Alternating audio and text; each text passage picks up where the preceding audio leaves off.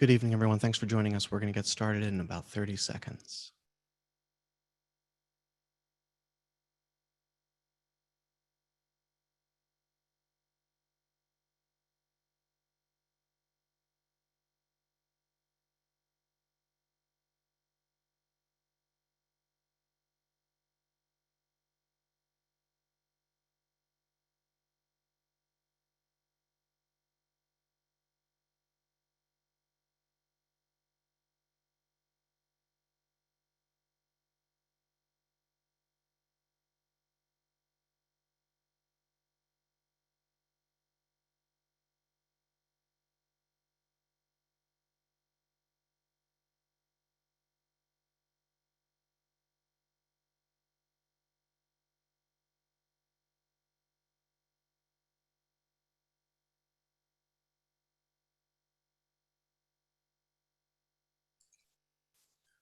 Good evening and welcome, comrades and friends, to Workers' World Party's weekly broadcast, where hundreds of revolutionaries from across the world gather to strategize, to analyze, and to build the struggle for a socialist future, for a workers' world.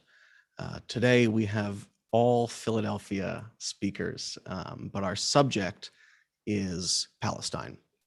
And I want to start today with, as we so often do, with a call to action, something that you can take action to do right now as we begin tonight's discussion. And I would really encourage everyone who is listening tonight to sign the petition to demand the immediate release of Khalida Jarrah. Khalida Jarrah is a leading member of the PFLP, the Popular Front for the Liberation of Palestine, who has been detained arbitrarily numerous times under the Israeli administrative detention policy, and most recently was cruelly denied the ability to leave prison, even temporarily, to attend the daughter of her, or to attend the funeral of her 31-year-old daughter, Suha Jarrah. Suha passed away untimely and tragically just last week. And as someone who was able to be introduced to Suha personally, and someone who I know was a close friend of our comrade Susan Abul Hawa, and of a friend of the family is Dr. Amal Wahdan, who we're going to be hearing from later on in the program. Just wanted to take a moment to dedicate this broadcast to Suha Jarrah. As the Palestine Rights Festival organizers wrote in a statement this week, Suha was a powerful voice of Palestinian resistance, social justice, and internationalism. She was the daughter of iconic freedom fighters and political prisoners. Her father, Ghassan Jarrah, was imprisoned by Israel during most of her childhood, and her mother, Khalida, leader of the Popular Front for the Liberation of Palestine, is currently serving a 2-year sentence in Israeli prison for being a member of PFLP. Prior to her passing, Suha worked with Al-Haq Human Rights Organization as a researcher and advocacy officer in gender and environmental policy. Al-Haq described her as a fierce advocate for the rights of Palestinian people to self-determination, freedom, and dignity. So this broadcast is about Palestine, but we wanted to raise Suha's name and say firmly, free all political prisoners and to free Khalida Jarrah. I also want to encourage folks to take a second to go to Workers' World Party's Facebook page to share the video so we can get more folks to engage in the discussion. I want to see folks in the chat, and any questions you have, we'll be taking them towards the end of the program. And if you can share this live stream on social media, it'll help us enormously to reach more members of our class. So we're on Twitter Live, we're on YouTube, we're on Facebook. And if you're joining us on Zoom, you can use the chat function, or you can use the Q&A to ask your questions to our speakers tonight. So without further ado, let me introduce those speakers. We're going to be joined by Noor, who's a Yemeni activist for Palestine in Philadelphia, and the president of the Temple University branch of the Students for Justice in Palestine. Welcome, Noor. We're also going to hear from Nikki, who's a Palestinian organizer in Philadelphia and works in publishing. And also we're going to be joined by my dear comrade Clancy, who is another member of Workers' World Party, Philadelphia. Thanks everybody for joining us tonight. Appreciate you being on. So let's start by getting everybody up to speed in case they're not familiar with what's been happening lately in Palestine. Of course, in May of this year, just a few months ago, Palestinians in communities targeted by Israeli demolition and land seizure fought back against the armed settler gangs and against the Israeli occupation forces, notably in towns like Sheikh Jarrah and Silwan. The Israelis retaliated, as they often do, with blatant war crimes, particularly the bombings in Gaza, but also across the occupied territories and the West Bank. And white supremacist mobs, Zionist mobs, roamed the streets attacking all non-Jews, all non-white Jews, I should say. But Palestinians fought back with protests and strikes and labor actions, as well as coordinated military resistance. So what's happened since? There was a ceasefire declared. The Israelis immediately violated that ceasefire. What has been happening in Palestine since the May uprising? And yeah. We're seeing, I think, a shift in the way that Palestinians are organizing themselves, and of course, an onslaught of Israeli terror against Palestinians. Israel continues to sort of see how much they can get away with. And so what we're seeing is three instances that I think we should talk about is Silwan, which is a village of 1,500 Palestinians that are being forced to demolish their own homes or pay the costs of Israel demolishing their homes for them so that Israelis can build a King David theme park. They started off not with residential buildings, but actually with grocery stores, which I think is in and of itself an intentional act to try to get the things that sustain life out of the villages, and maybe the people will leave as well. But we're seeing people get hit with $250,000 fines to demolish their own homes, to build a theme park of all things that I'm sure Palestinians won't be able to even go to. Not to mention a King David theme park sounds a little strange to me, but we're seeing in Lifta, which is an abandoned village since 1948, they're trying to demolish that as well. People have the keys to their homes. It's very well documented that Palestinians were living in those homes. That again is being demolished. And we're seeing in Beta the same thing, settlers building an illegal settlement around Beta that is being resisted by Palestinians simply by this thing that they're calling the Night of Confusion, I believe. Lasers, fire, tiki torches, noise to get settlers not able to sleep so that they will actually leave on their own. And it's actually pretty successful. But we're seeing, again, an onslaught of violence against Palestinians. And so when we think about the ceasefire, we actually need to think that the ceasefire just returns Palestinians back to the daily violence of living under occupation and living under apartheid. Gaza is still uninhabitable, right? It's been uninhabitable since 2020. 97% of drinking water, 97% of water is undrinkable. They receive 4 hours of electricity a day. Naftali Bennett became prime minister, and on the day that he became prime minister after the 15-year reign of Netanyahu, he bombed Gaza. It doesn't matter who's prime minister. Palestinians have been saying this. In the same way that it doesn't matter if it's Biden or Trump, the embargo on Cuba still stands, right? So when we talk about the ceasefire, it's an end to stark violence against the Palestinian people, but the violence continues day to day. And so we need to think about the way that Israel actually structures life for Palestinians through violence, through occupation. And the last thing I'll say is, after the ceasefire, Israel launched Operation Law and Order, and the Israeli occupation forces rounded up thousands of Palestinians that were accused of being part of these uprisings, arrested them, along with Muna and Mohammed al-Kurd and many other Palestinians, to basically shut down the resistance. We saw that similarly here in the US with people like Ant Smith, who are charged with bogus charges to sort of undermine the resistance that's happening against Palestinians. And I'll stop there and see if anyone else has something to say. Thanks, Nikki, and thanks, of course, also for raising up the name of Ant Smith and Monan Mohammed Al-Kurd. We're seeing an entirely new generation of political prisoners at a time when previous generations of political prisoners are still in custody, and this includes Khalid al-Jarrah, and this includes Mutulu Shakur and Rochelle McGee and Momi Abu Jamal, because this is the same imperialist system, right? Whether it's the Israeli flank or the U.S. flank, we're seeing the same forces, the same type of violence.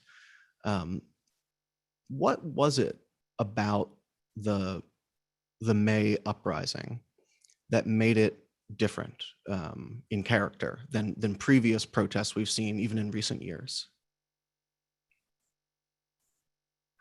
So the May uprisings, I feel like, had a bigger impact this time around. I think because of like the work that previous organizers have been doing. I'm looking at this through like a perspective in Philadelphia, but after the uprisings, the Black Lives Matter uprisings last summer, we saw like collectively more people were becoming aware of like the social injustices that are occurring around us, and we're less tolerant for that. So, and that work continues to this day. And with what happened last summer, we also saw how the state uses violence against people, whether it be peaceful protesters or imprisoning like activists like Ant Smith. And social media became more of a tool for the like social justice that we're doing. So social media became more of a tool for the news, where people would get their news. It became a tool for education and connecting with other community members. So like, I think all of those things assisted in making the uprisings in Palestine a bit more impactful, because, people were finally ready to speak out about Palestine. I think this time around, a lot of people that I know that were nervous about talking about Palestine publicly just stopped caring about that. We stopped caring about accusations of anti-Semitism, and we really saw the breakdown of that argument and how it holds no validity. And we became like more like bold with standing our ground. So yeah, I think people are just realizing more and more how state-sanctioned violence in Israel is very similar to the state-sanctioned violence that occurs in the US, with the deadly exchange and with, like the exchange of like policing programs that our own Commissioner Danielle Outlaw is also complicit in and has trained in Israel as well. So people are realizing the connections more and more. And one of the demands that, Palestinians have been making since the very beginning is just like share and talk about it and, speak out. And that's something that more people are willing to do now. And, they do, Palestinians, a lot of them do recognize that it's going to take a lot of international pressure in order for things to change on a global level. So by being like with people being more interactive on social media and people being more direct and unwavering on their beliefs, it's helped their it's helped the movement like grow to in a way that we haven't seen as much in the past.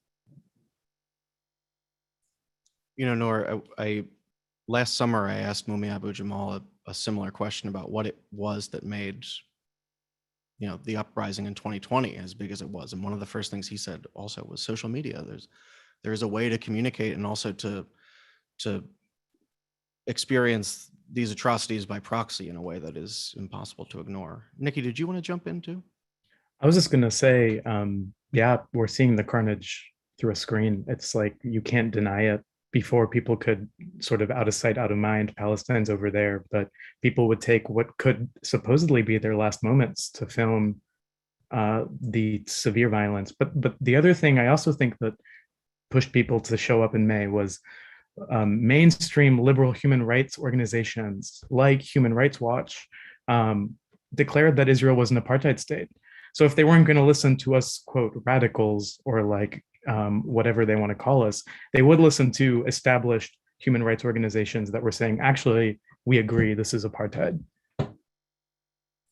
Yeah, that's a critical point as well. And, you know, it also, going back to the origins of the Black Lives Matter movement, you know, I'm sure all of you are well familiar with the fact that when protesters were getting tear gassed in Ferguson, it was Palestinian activists and organizers who were on Twitter sharing advice on what to do.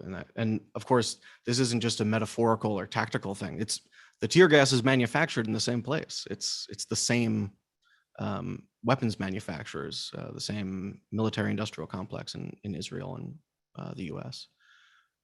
Clancy, did you want to jump in on this too about the, you know, what it is that's been happening in Philadelphia in terms of this new wave of protests?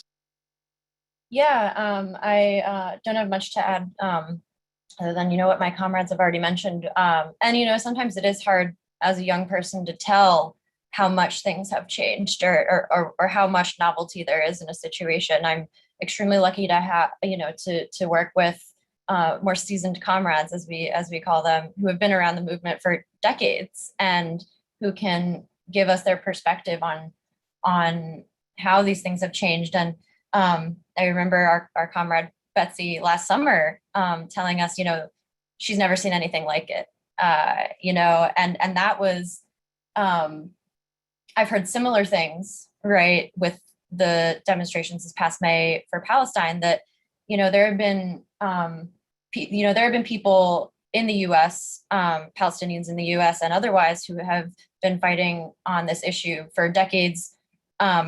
It's you'll get on Canary Mission now, you might get your job opportunities ruined, especially if you're Black or Palestinian, as we've seen with comrades like Mark Lamont Hill, and you can really face a lot of harassment for standing up for Palestine. And I've heard comrades say, we used to have demonstrations for Palestine that would have like 6 people back in the day, and then to see tens of thousands of people really across the country and the world coming out, to me, having not known that whole history, being a young person still, was really encouraging, because it matters that we're out there. It can feel hopeless when there's like, oh, there's 6 of us, or people don't care, but it matters, to be out there and to be fighting. And I think it shows that we're winning. And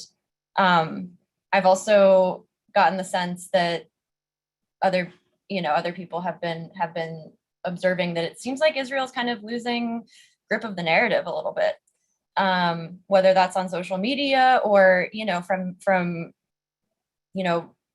these human rights groups, other sort of publications, right? Like they're kind of having to scramble a little bit. And that takes us back a bit to the ceasefire, and really what the function of that was, more than anything, was to get people to stop talking about it, to quiet down all this buzz that was happening, because people who weren't talking about it started talking about it.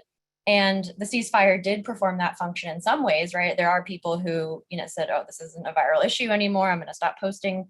But some of the things you see come out of Palestine, you can't forget. And I think, I know when I go to, any protest for Palestine, it leaves a mark on me,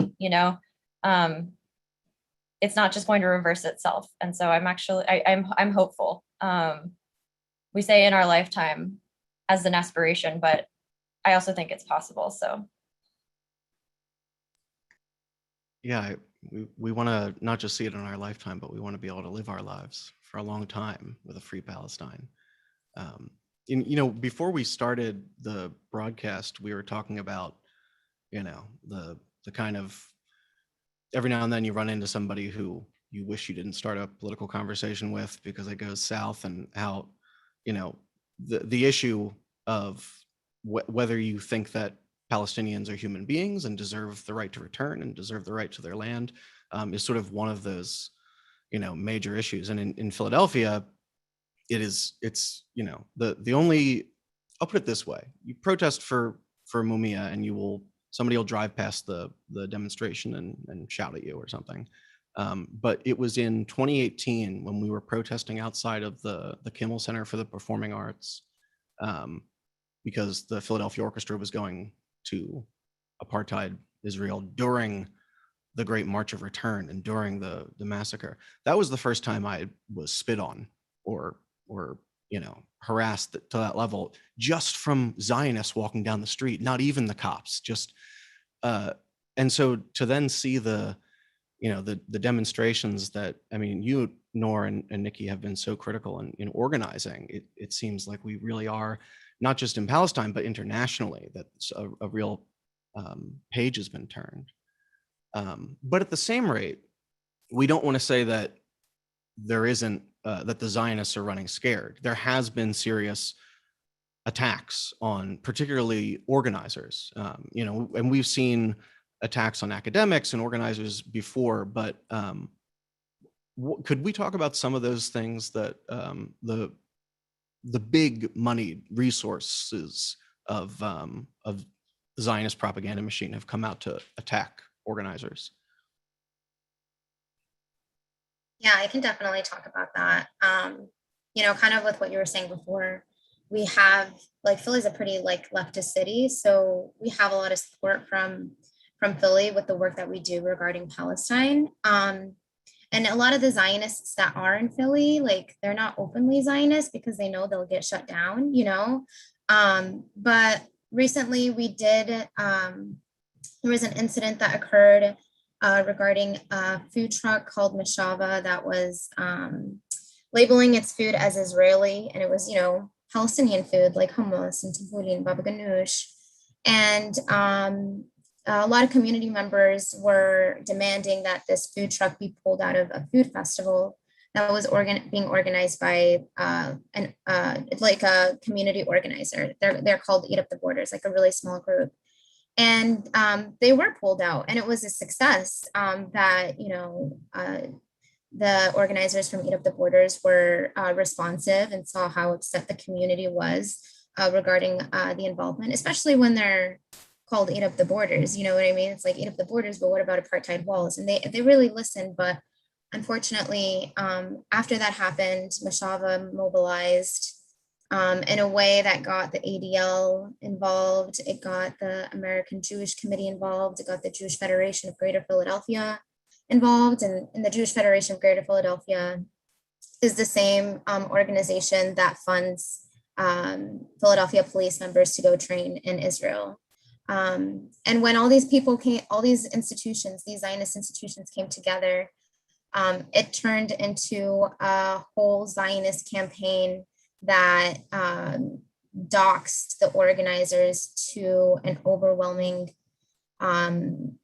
level. I mean, their photos were shared multiple times on the internet. And, now if I noticed recently, I Googled Mashava, and, in Google, when they have the recommended searches at the top, and one of them was anti-Semitism, but the image with that link was one of the organizers. And that's how deep it went. That's how far they got doxxed, and they were being approached at their own jobs. The ADL demanding that they be spoken with the organizers, and just it was just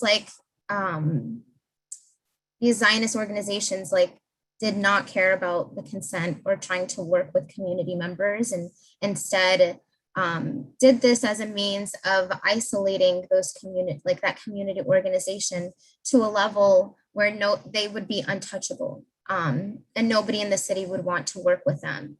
And this was done in the way that it was not just their information that was being leaked and shared, but anybody that they knew, whether it be previous partners or like other orgs and like, people that they work with were also contacted and harassed, and they received death threats and things like that. And these are tactics that Zionist institutions and organizations use to try to quiet and silent us, and also like really isolate us, and really make us seem like, oh well, if I talk about Palestine ever again, like this is going to happen to me. And they were really made an example out of.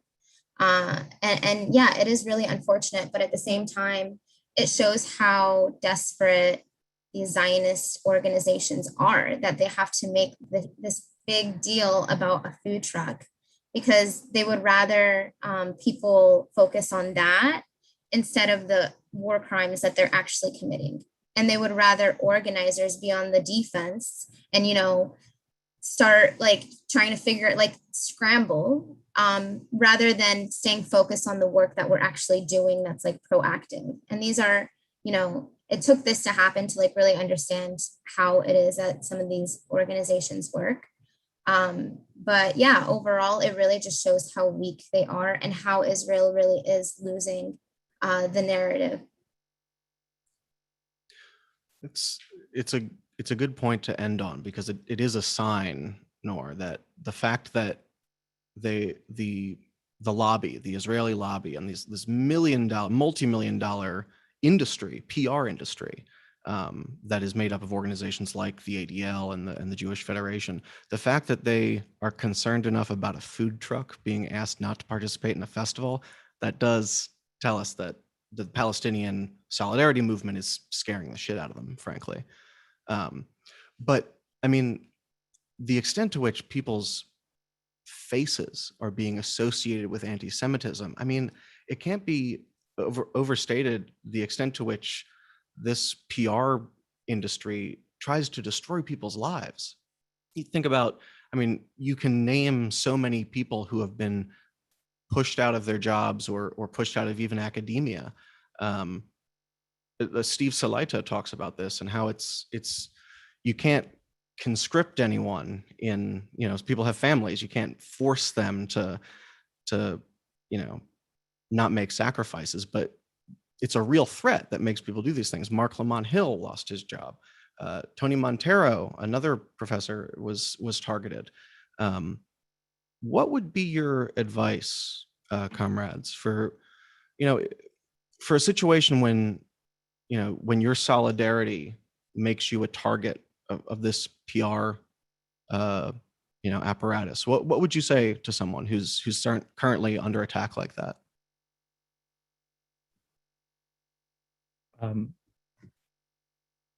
I'm on Canary Mission, and I've been, had hosted events where Zionists have attended. It's definitely scary. It's still not something that I would recommend. But I think number one, and I think this is Stephen Salaita who said this in relation to Mark Ruffalo, who spoke out for Palestinian rights and then retracted it. Stick with your principles. Nothing even worse than not talking about Palestine is taking back what you say about Palestine. Two, for me, I think about this, I know what's right. It's like constant reminding yourself of, what's right. You've seen the videos. No child should live like this. No man, no woman, no one should live like this. You see what they're doing to Gaza. No matter how you slice it, it's wrong. It's just wrong. Number three, things like Canary Mission being doxxed, I think of it as, when Palestine is free, there will be a list of people that had a principled stance on Palestine. And like, this is what it means to be a principled organizer, is that you might have people attack you for that. Doesn't mean, there's a difference between knowing when you're wrong and checking that. But I think when it comes to Palestine, we can pretty unequivocally say Zionism is racism. The UN has even declared it. And check about how international law goes about it. And the people that continuously support Israel are the US, colonies of the US, Israel. And you can see that the majority of the world actually sees what's happening as human rights abuses. So I would say, stick with your principles and know that there are comrades that will support you. Palestine Legal is a great resource that continues to show up for people legally.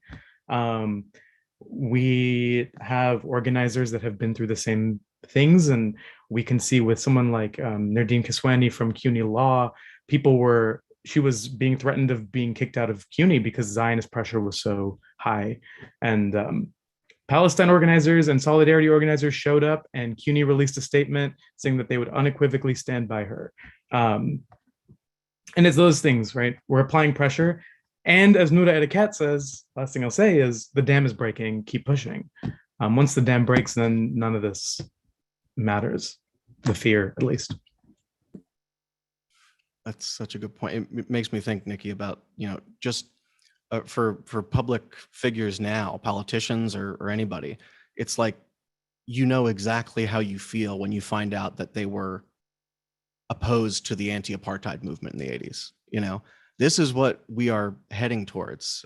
So the things that the Zionist propaganda machine is going to try to use to destroy you is going to speak in your character, soon. Yeah, I'm waiting for the US to give Leila Khalid like a Nobel Peace Prize like they gave Nelson Mandela after calling him a terrorist. The switch that always happens. And we remember. Yes.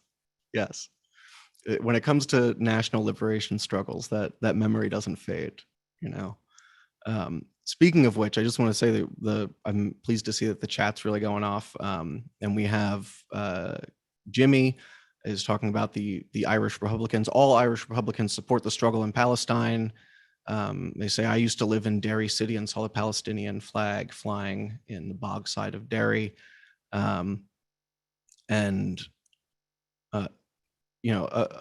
lot of different, we have comrades from Poland, we have comrades in Ohio, we have comrades in the Bay Area of California. We have Pharrell in the chat saying, I'm a socialist and a Jewish member of JVP. I've been fighting Zionism for more than 60 years. We are growing. Excellent to hear it.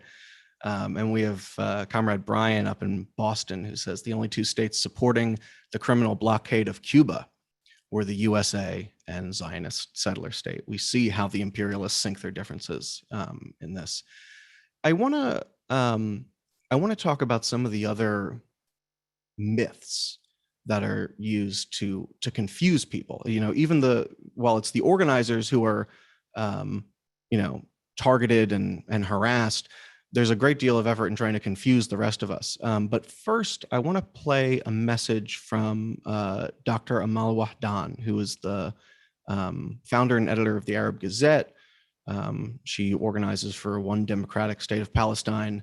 And I actually had the pleasure of being with Dr. Wahdan in Syria just a couple months ago for as part of the international delegation to the 2021 Syrian presidential election. So I made sure to get the email address so I could have a conversation with her later. Here's a little bit of a discussion we had. So she wanted to say some short message for this event tonight.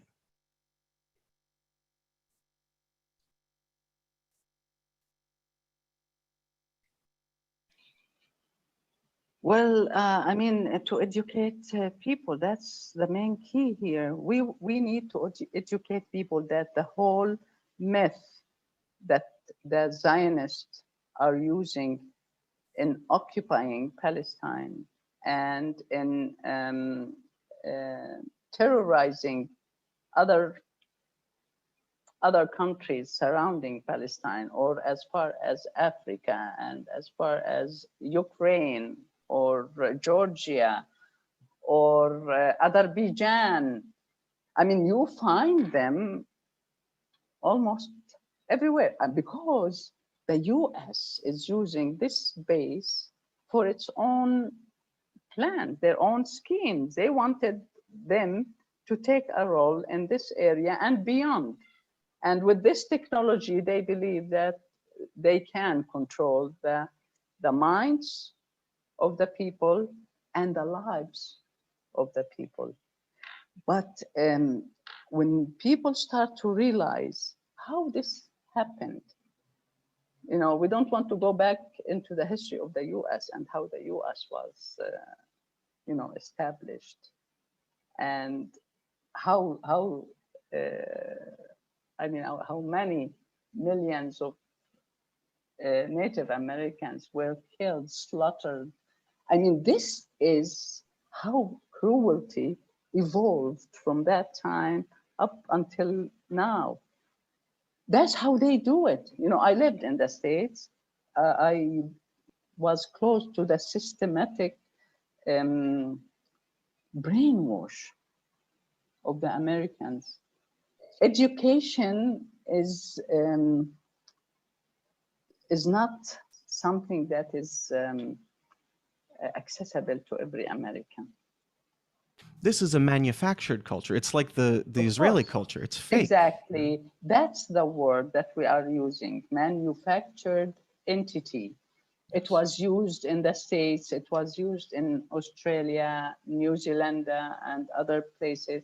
They couldn't do it in India, they couldn't do it in other places, but they did it here because they needed this place to be in you know, as a middle area in between the continents.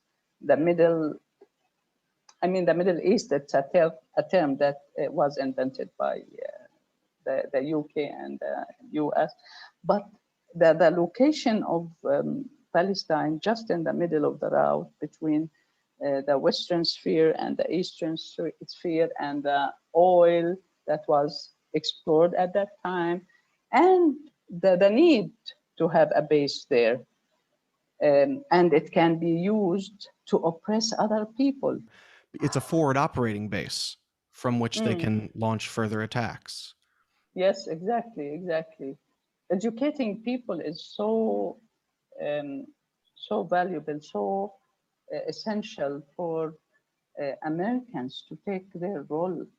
That's what should happen, you know, instead of living their daily life without thinking what's going around them, what's going on in their neighborhoods, what does the government do for them, healthcare, housing.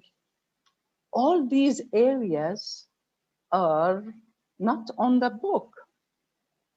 What's on the book is how to get more money, to be richer and richer, and doesn't matter if the Americans are under poverty line or no, because the 1% of people want to have always more and more.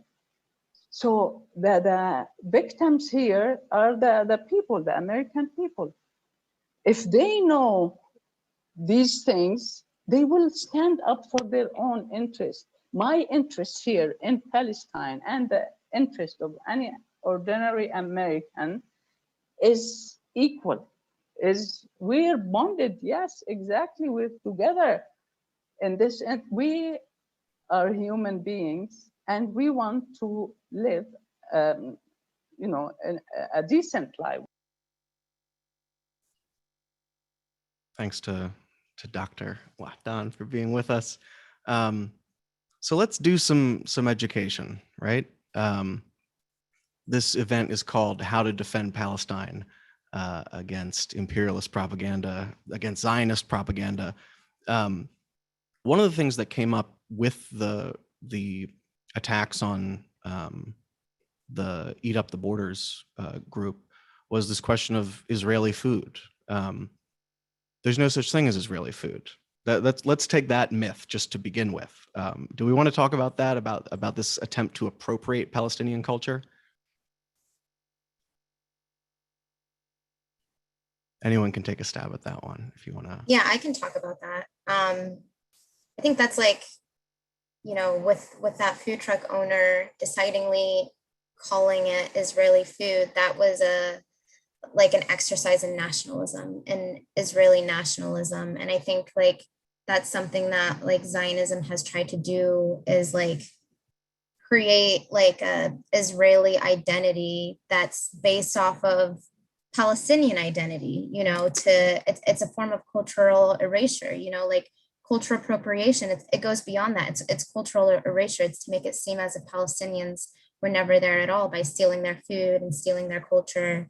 And yeah, that's all based on these myths that, you know, people are being given about like what is Israeli culture and Israeli food when it just like simply doesn't exist. And it's used as a tool to normalize Israel in like the mainstream, you know, and we're really seeing that, especially in Philadelphia, you know, with all the Israeli restaurants that exist in Philly. Like there's like a ton of them, you know, because like Michael Solomonov is like a James Beard award-winning chef and like has a bunch of Israeli restaurants, and it's all a means of normalizing Israel into the mainstream, but it's all built on a fake identity.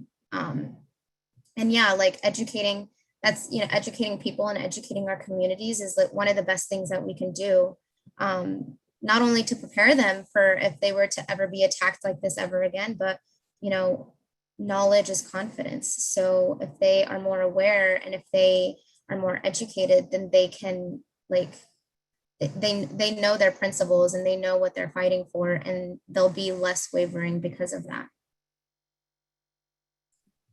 These foods have also been around for longer than Israel has existed, right? My grandmother, I'm sure Noor's grandparents, we've been making hummus, which is the Arabic word for chickpea, and tabbouleh and all of these things way before Israel existed. So even that claim of ownership over these foods just doesn't logically, temporally add up. That's right. And you know, to Noor's point as well, like Nikki, you said earlier, the, you know, knowing that you're correct when confronted with an obvious lie is what gives you the moral clarity to say that's bogus. That doesn't make any sense. And it's not a coincidence or something that's happening gradually just because of the presence of Israel. The same propaganda apparatus that targets and doxes and harasses individual organizers, these are the same organizations with the resources to create these schemes. Like the Jewish Federation is also the group that paid the Philadelphia Orchestra millions of dollars to go on a trip to Israel, so that it could show how, you know, cultured or this settler state is.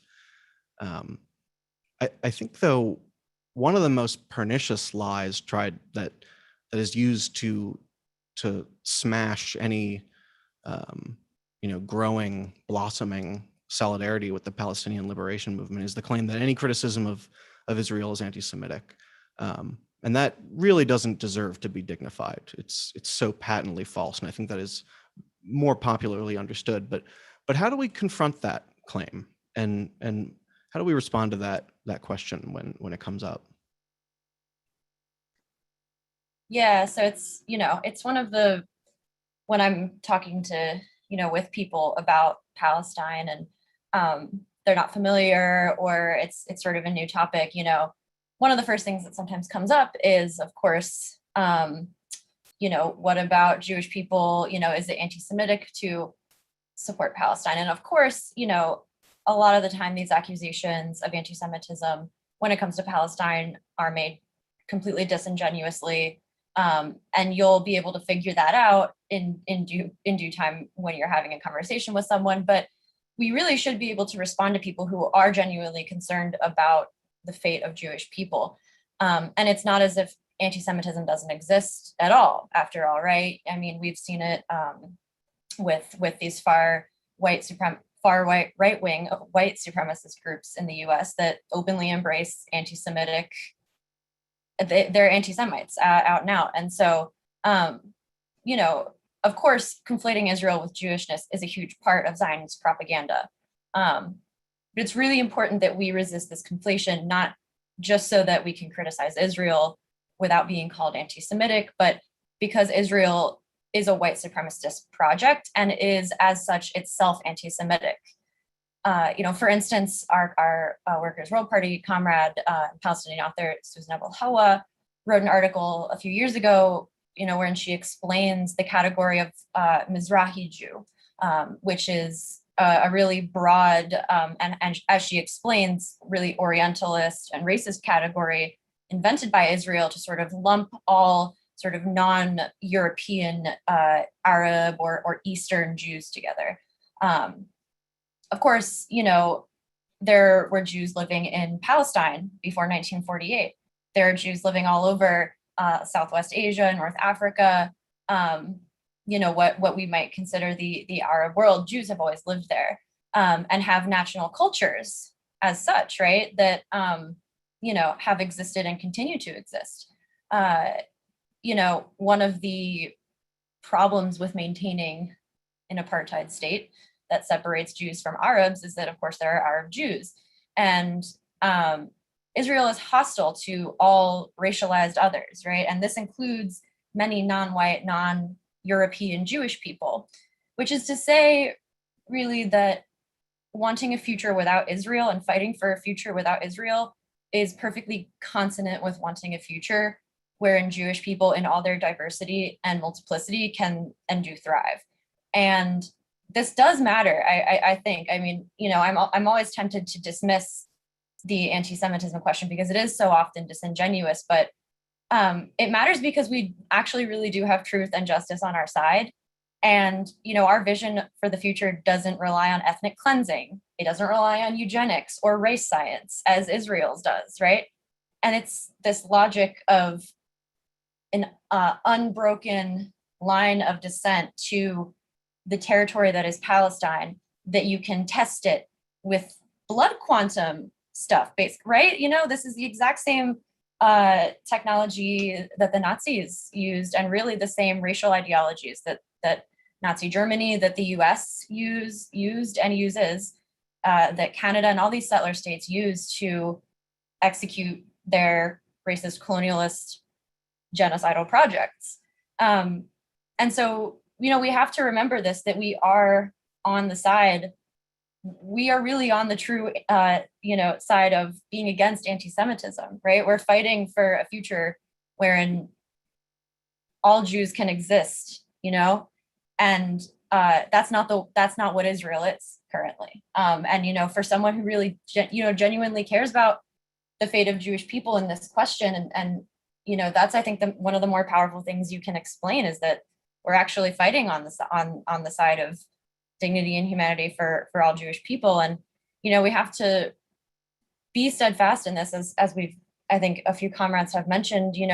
Our knowledge is our power. And, when you're against racism in all its forms, which includes anti-Semitism, it doesn't feel good to be called an anti-Semite, right? But we really do have to face that difficulty, because it is a small price to pay. When our Palestinian brothers, sisters, and siblings are being, imprisoned, tortured, maimed, killed, and terrorized every day, really just for simply wanting to exist. I'll bring in our comrade Fidel. As he said, history will absolve us, and I think other comrades have really brought home the spirit of that quote. When the dust settles, when Palestine is free, we'll have all the clarity we need. So, yeah. Thanks, Clancy. Yeah, I mean, you make me think too. It's so clear that, when what people are talking about is white European culture when they're criticizing, accusing us of anti-Semitism. Because what about the Yemeni Jewish community, and what about the Iraqi Jewish community, and the Ethiopian Jewish community? My God, I mean, it's so clear who they're talking about when they talk about who has a right to return. And sorry, Nikki, did you want to jump in? There's just I also, every time I'm accused of anti-Semitism, the question I want to throw back is, what about your racism? We saw on the Western Wall that this flag march, people saying death to the prophet, bring on the second Nakba. I mean, just horrendous, vile racism. I think a lot of how the siege on Gaza has sustained itself is through anti-Arab racism, through Islamophobia, through dehumanizing the people that live there, that live in Palestine, that are being displaced. These aren't actually people. These are terrorists. These are whatever they want to call them, bring up, homophobia and misogyny, and that is inherent to Arab culture, apparently, allegedly. So the question I always want to throw back is, okay, let's talk about how the UN even declared that Zionism is a form of racism. I think a lot, and I'll leave it at this, is I think a lot about Mohammed al-Kurd's tweet once when he was like, please don't respond to the anti-Semitism allegations right now. They're false. You're right. Focus. We're dying. Focus, focus, focus. So at this point, unless it is genuine, I don't engage anymore. I've done it for years. I just don't anymore. This is Yeah. extremely good advice. Go ahead, Noor. Yeah. I definitely want to second what Nikki said. I think it's outrageous. I mean, anti-Semitism is absolutely like prevalent and like rampant and exists in the world, but it when it comes to Palestine and the way that it's used, it's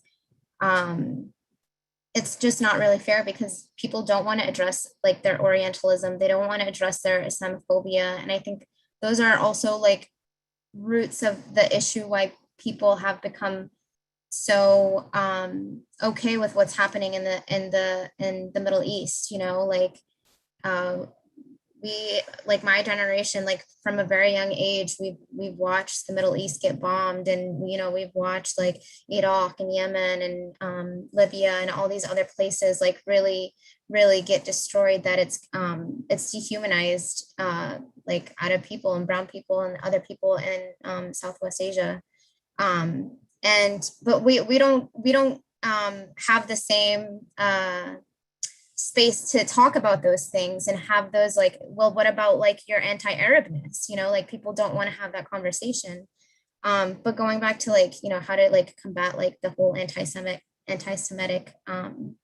you know, like what about anti-Semitism like argument, I think for people that really just want to learn more and don't know a lot, I think it is an important conversation to have, just to be able to differentiate what Zionism is as opposed to what Judaism is, because a lot of people don't really understand what Zionism is, but if they did, then they would know that it's wrong and that's what we're fighting. And also to equate Israel's actions as like the actions of Judaism is inherently anti-Semitic as well, you know, like it does not make any sense why, you know, anybody would be okay with Israel using Judaism as like their excuse or their front to do the things that they want to do. And to believe that is actually like anti-Semitic. So it's not, it's still a prevalent argument, but I think that more and more we're just seeing that it's losing its validity. And part of that has to do with what Nikki was saying is like, you know, it becomes valid when we validate it. So if we don't validate it, then we can focus more on like what the work that we actually want to do. Yes, and I think, you know, because of the work of organizers and the work of Palestinians fighting for their lives, we've come to the point where it is not worth the time of people to get into the weeds of these arguments. What we need to be doing is arguing and explaining why it is that resistance by any means necessary is legitimate. And we have a little bit of time for some of there's so many questions that came through. We're not going to be able to get to all of them, but there's a lot of really interesting ones. And I want to focus on the questions that are directly related to resistance. And, you know, we saw during the May uprising in Palestine that there were work stoppages. I know there's in particular the construction trades, about how just the massive rampant development shut down and cost, you know, these developers and capitalists millions and millions of dollars. I think the quote from one Israeli real estate firm was, when the Palestinians went on strike, he said, "We can't build without them," which is rather telling. But could comrades talk about, you know, how the Palestinian struggle is a working class struggle as well, and how these two liberation movements, these two revolutionary struggles, are related?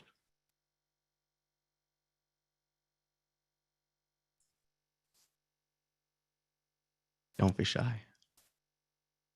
I mean, people cross the checkpoint from the West Bank into 48 to work. This is the only work they get. It's it's structured that way. Occupy the Palestinian people and exploit from them what you can, which is their labor. Considering that, for example, in Gaza, they have no military, they have no navy, they have no air force, they have no way to fight back, and the only thing they have is their labor. You take that away, and all of a sudden, people are going to start taking you seriously. You're applying pressure in ways that you can, whether it's through throwing rocks or not showing up to work. And it was hugely successful. I don't remember the numbers as much, but I know that like 60 people showed up to work out of tens of thousands of people, something like that. So it's a working class struggle because Palestinians are workers. And we saw that in action when they went on a general strike. But I'd be curious to know what other people think.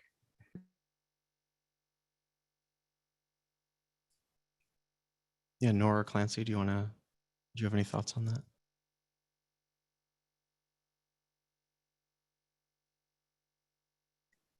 Yeah, I mean, oh, nor did you have something? Go ahead, Clancy. Okay. Yeah, I mean, I think all anti-colonial struggles are workers' struggles. There will never be a worker struggle that is aligned with the United States. You know, as workers, you know, imperialism will never be in our interest. There's really one struggle, and that's against, you know, imperialism and capitalism. So in that sense, it's a worker struggle. It's also a worker struggle because when we're thinking about tactics for opposing apartheid and winning a world without Israel, right? We have BDS, we have boycotts, divestment, and sanctions. We also have work stoppages, right? Jamming the economic gears of apartheid is really what we need. You know, education and all of this is extremely important, right? Because if we don't know what's going on, we won't struggle. We won't know how to struggle, why we're struggling. But you know, at the end of the day, our moral judgments themselves won't take Israel down. It's going to be applying pressure to the economic and political foundations of Israel, and part of that is through BDS.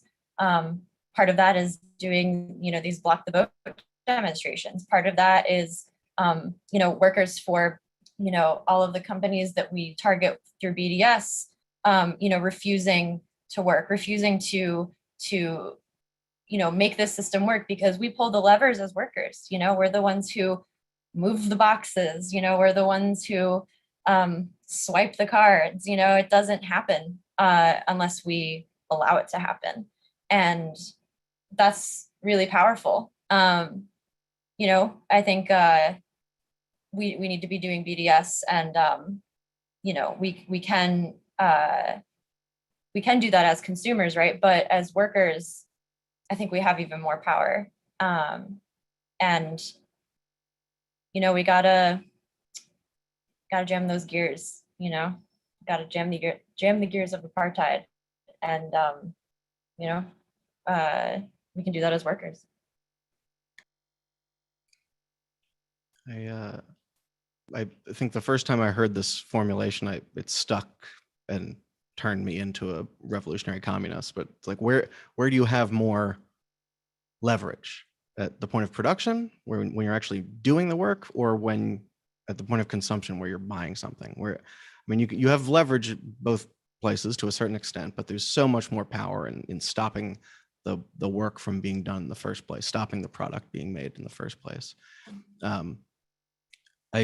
I wish that we could keep going because we have so many different questions. There's one question that is from Comrade Marta that's, how can we stop the 3.8 billion annual blank check the U.S. writes annually to Israel, which in effect is asking how do we dismantle the U.S. empire and the military-industrial complex. But I wonder if maybe Nora and Nikki and Clancy, if you want to say anything in closing before we end for tonight, about things that are upcoming, or how we can keep the struggle and the solidarity movement for Palestine moving. Because despite the fact that it has disappeared largely from the mainstream corporate media, organizers in Philly have been keeping it moving and building on the momentum. We just had a great demonstration that the comrades here on this call had planned. So yeah, close. Any last thoughts before we end for tonight? I can start with you, Noor, if you'd like. Yeah, I guess just continuing to do the work that we've been doing and not taking, like, I don't even think about the fact, like, the fact that Palestine's not trending anymore, because it is. Like, I think about Palestine every day. So I'm going to keep working like it is, like it is, like, to the extent that I was working whenever, like, bombs are being dropped in Gaza, like, having that same energy. And I think there are a lot of other people. And I think even though it is a little bit slower now, like, this is a really great time to start forming more community connections and start doing more, like, community education and just like start build those relationships and keep the momentum going in those sort of ways is how I'm envisioning, like, the work that I want to do, like, in the near future and going forward. Thanks, Noor. Clancy, do you have anything you'd like to close with?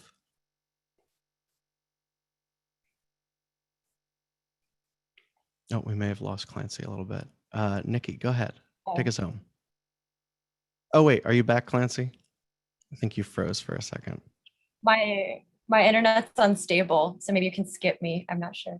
Sounds good. Nikki, why don't you bring us home? Find the places to apply pressure, whether it is a cultural event, whether it is something that's on the BDS list, whether you're at a port city and you want to start talking to dock workers about why they shouldn't unload Zim ships if they come into the port, whether it's organizing mutual aid campaigns to support your communities, whether it's childcare, whether it's showing up for your community. I think we are now at a place where we need to figure out how to sustain this movement rather than, we've applied a lot of pressure this last May. I think it's going to come back at some point. It has to. But join an organization, write, read. I don't know. I mean, I think it's just every context is different, but we've seen protests in Allentown. We've seen protests in Dayton, Ohio. We've seen protests in small towns and big cities around the world. There are ways to get involved. And yeah, apply pressure and don't stop talking about Palestine. Really, don't stop talking about Palestine. Hear, hear. Thanks, Nikki and Noor and Clancy. I mean, it serves me right, Nikki, for asking that question. How do we have a revolution? Well, we need more revolutionaries. So behave like one. I just want to say in closing, you've heard of a lot of different ways to get involved and things that you can do. I want to recommend that people check out Workers' World newspaper. It's been in continuous circulation since 1959. Or if you go to workers.org, you can find it. Type in your email address to sign up for new articles from a revolutionary socialist perspective every day. And I also want to once again encourage folks to sign the petition demanding the immediate release of Khaled Jarrah. And please keep this family in your thoughts and don't stop talking about Palestine. Like Nikki said, every Palestinian family has these humiliations and depredations and cruelties committed against them. We spoke about one in particular tonight in Suha's memory. If you want to join a revolutionary organization, this has been a Workers' World live stream. I encourage you to join. You can go to workers.org/join and one of our organizers will be in touch.